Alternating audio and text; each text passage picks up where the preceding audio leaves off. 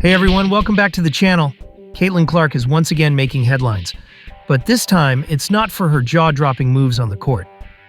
The WNBA is buzzing after Clark's recent comments in her Time magazine interview, sparking debates that go beyond basketball. Let's dive into what's happening and why everyone, from fans to big-name commentators, is weighing in.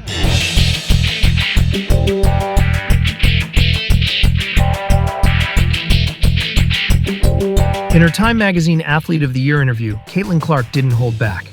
Among her many powerful statements, one in particular caught the spotlight, leading some to accuse her of benefiting from white privilege.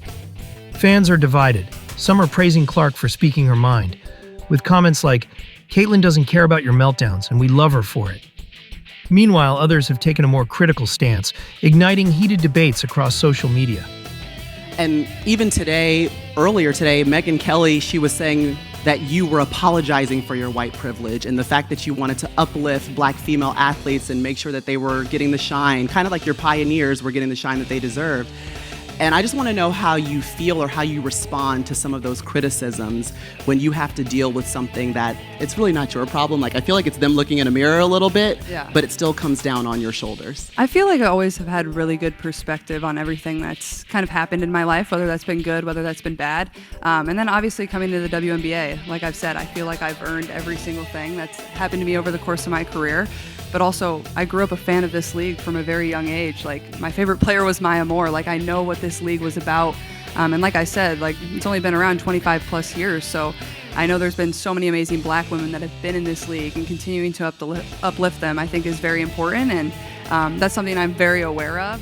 And like I said, like, I try to just be real and authentic and, you know, share my truth. And I think that's very easy for me. Like, I'm very comfortable in my own skin. And that's kind of been how it is my entire life. Yes.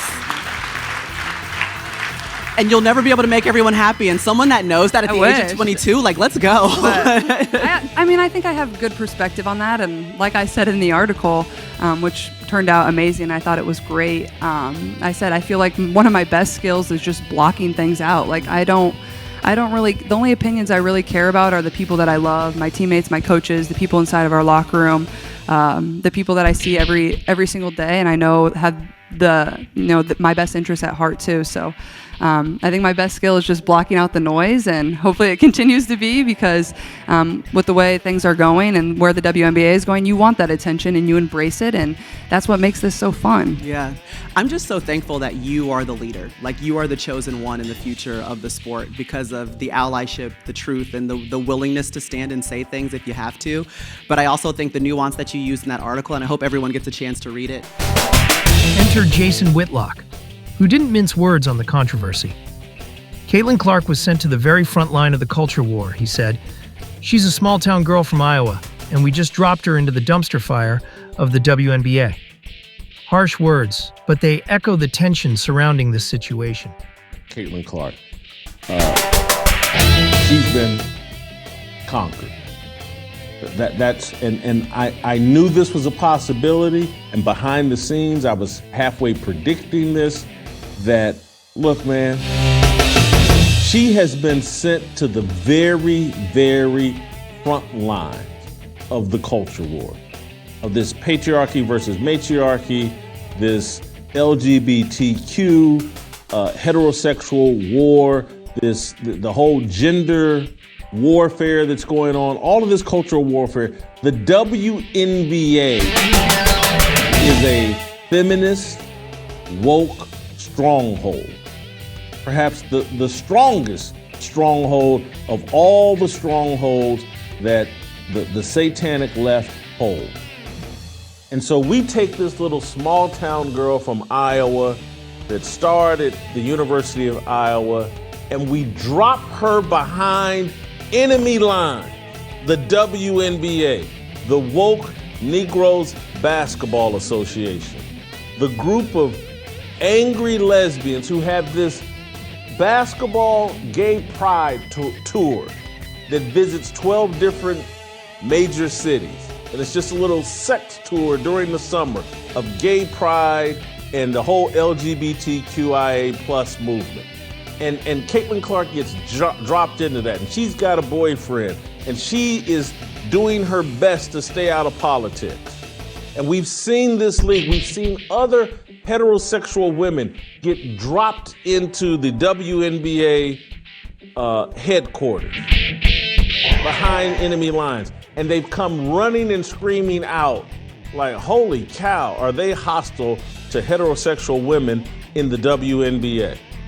And so I knew, and I wrote at the very beginning, I was like, hey, what Caitlin Clark is gonna face is gonna be more difficult than what Jackie Robinson faced going into Major League Baseball in 1947. And people thought I was crazy, and I said, hey, look, Jackie Robinson faced legitimate death threats. But in every other way, what Caitlin Clark is going to face going into the WNBA is going to be substantially more difficult than what Jackie Robinson faced.